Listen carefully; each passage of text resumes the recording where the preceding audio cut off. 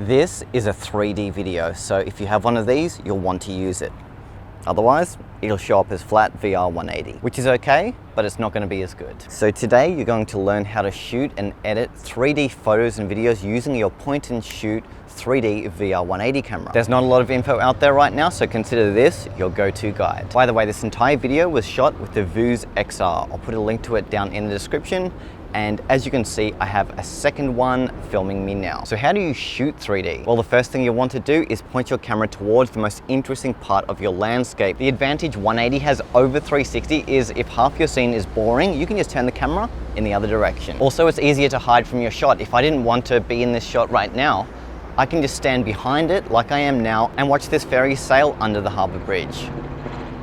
In terms of where you put the camera, you'll want to follow the same composition rules as traditional film and video. So right now I have the camera at eye level, which makes you feel like you're making eye contact with me. Putting the camera on the ground is probably not a good idea because it will make your audience feel small and insignificant. Do you dare me to jump in?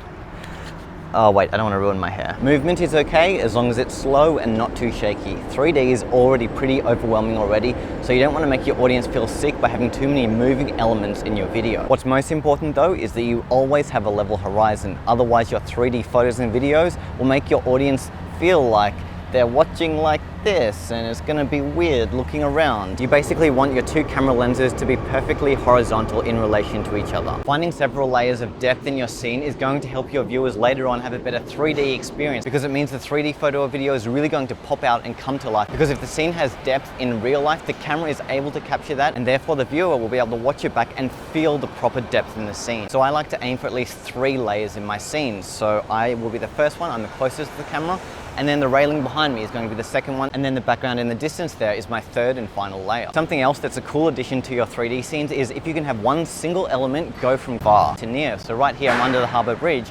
I have it directly above me and it goes 500 meters off into the distance. So when you look along there, you're able to see and feel the full depth of it from close to far. This is a cool scene, you've got to admit. From watching 3D content back myself in a headset, I've noticed that when something comes close to the camera, it feels the most real, like you could almost reach out and touch it. So adding a close element to your scene can make it feel even more real. You don't want to have all your detail right at the back of the scene because then the 3D effect won't be as good. On the flip side of this, there is such a thing as too close. So I bet you my hand right now is a little bit too close. So the way you can tell if something's too close is look at it yourself in real life. And if you can focus on it, then the viewer will probably be able to focus on it later on watching in a headset. But if it goes blurry or if your eyes don't line up the two images, that's a sign it's not going to work in 3D. Also keep in mind that some headsets are better than others. A lot of people probably will be watching back in a cheap Google Cardboard type headset, and it's not going to be able to put the two images together as good as say a $200 headset. So to be safe, you will want to maintain about a 2-foot distance in your videos, and with your photos,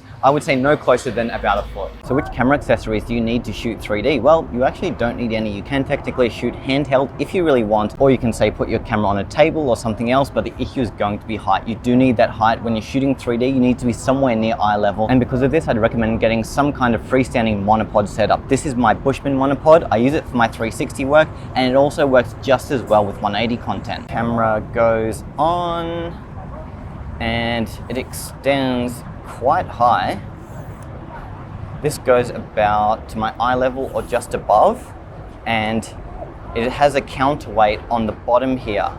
And that means you can set it down and walk away, and you know it's not going to blow over unless it's really strong wind, but most of the time it's going to stay dead still, which is really handy because you don't always want to be touching the selfie stick or the monopod as you're shooting your content. The good thing about this setup is the tripod legs and counterweight come off, and it then doubles as a selfie stick. So this, in my opinion, is the more essential tool to have. Just a good selfie stick. It doesn't have to be this one, but just any kind of selfie stick that has a minimal presence under the camera. Otherwise, that's it really. You don't need too many accessories to shoot good VR180 content. I would recommend getting a good selfie stick, but otherwise, you're good to go. To preview your 3D content before editing, most cameras offer some kind of VR app that will allow you to watch it back in a headset and see it in full 3D before you get started with your edit. This is basically the same as watching back your rushes to figure out which shots worked and which ones didn't. Now let's edit, and the 3D photo workflow is super simple. You can do basically everything you need to do on a phone,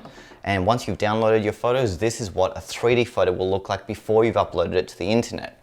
So it's a side by side, left eye, right eye. You can now color correct it, do whatever you want, and upload it to the interwebs. For videos, however, the workflow isn't as straightforward because you'll most likely be shooting at over 5K. Therefore, you'll need to edit on your computer because phones can't handle over 5K yet. So most cameras will have their own desktop app that will allow you to process your 3D videos. You will need to run them through the camera's software first before you import them into your editor.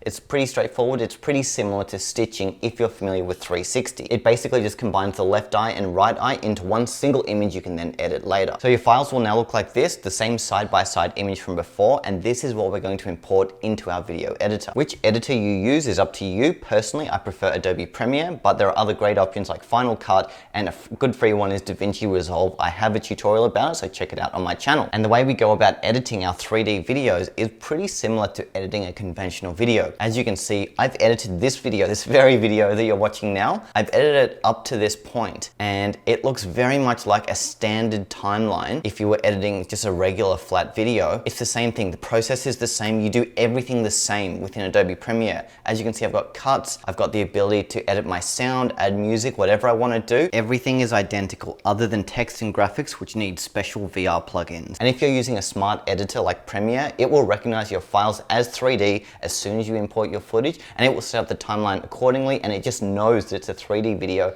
so you're less likely to run into problems later. The issue, however, is it's hard to watch back your videos as 3D as you're editing because the headset doesn't attach to Premiere. There is some certain kind of headset that attaches to it, but it's not Oculus Go, it's a more expensive one, so it's hard to actually see what the 3D looks like. So what I'll do is do an entire edit, then export my video files as my equirectangular 2x1 video at the highest quality possible, and then I sideload it into my Oculus Go, which means basically attaching the Oculus Go to the computer with a cable, and then I'm on Mac, so I use Android file transfer, which basically allows me to use an Apple computer with an Android headset because Oculus Go is technically Android, so it's harder for Mac users, but this is an easy way to do it. Then I simply drag my file across to the Oculus Go, eject the headset, and watch it back. Every headset is different, but with the Oculus Go, you'll be able to find the file in the internal storage. If you just search through the photos and videos, it should be the most recent file that shows up. Make sure you change the viewpoint to 3D 180 before you press play, but after that, you will have your fully edited video watching back in 3D. So then I watch my video and I'll be like, no, this shot doesn't work. I need to trim this,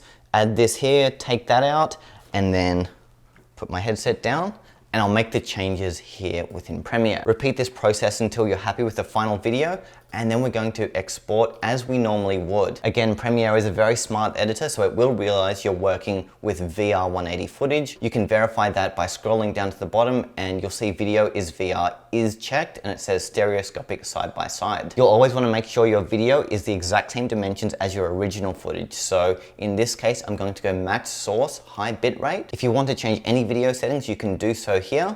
But otherwise, I'm happy and I'm going to press export. So where do you upload your 3D photos and videos? This is something you will want to think about because not all social media platforms accept 3D at this point in time. There are two main candidates, and the first one is going to be pretty obvious, YouTube. So YouTube is VR180 video friendly, so this probably should be the first place you consider uploading your 3D video. To do this, upload the video as you normally would, and you'll notice in your upload settings it will tell you this video is VR. So that way you know YouTube has detected it as 3D. However, an issue I came across and a lot of other people have come across is it doesn't immediately display as 3D. So don't be too freaked out. It just needs time to process. You need to give it an hour or two for it to fully convert the video to 3D. So don't take your video down, it's gonna be okay. It will convert to 3D eventually. If you do have any issues with YouTube not recognizing your video as 3D, there's a free tool called the Google VR180 Creator Studio or something like that. Put a link to it down there, but it will essentially inject the 3D metadata into your video that may be missing. The second platform is Veer, and I've found Veer to be the best platform for uploading both my 3D photos and videos because it's just super 3D friendly. It recognizes your files as 3D straight away. You can view them as 3D straight away,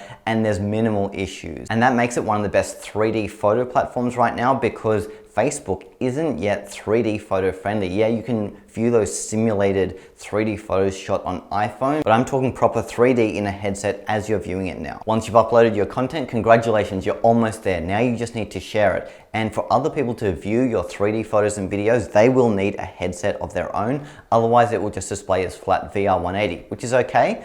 But to get the proper 3D experience, you will want to encourage your viewers to use a headset, whether it's a good headset like the Oculus Go, or if your audience is using something like this or a Google Cardboard, they simply put their phone in there. They'll need to hit the headset icon, either on YouTube, Via, wherever you may be uploading your 3D content, because that will turn it into the side-by-side left-right that we saw before. If they happen to be using a better headset like the Oculus Go, they'll view your content either in the YouTube VR app or the Via app for Oculus, where it basically takes care of everything for you. There's no side-by-side, it just shows up as 3D. Look, I know it's a bit of a pain, but if you can convince your audience to view your content this way, they'll get the best experience possible and your content will really come to life with that full 3D depth that you intended. So that's it, hope you enjoyed the vid. I'm excited because 3D is just so cool. I think it's the most immersive way of capturing a moment in time with the most amount of realism and clarity, and when you watch it back, you feel like you're actually there. I've got no doubt 3D is going to be a massive part of the future in the way we capture, share, and view our photo and video content. So hey, if you bought yourself a 3D VR180 camera, congratulations, you are part of the future and you're going to be light years ahead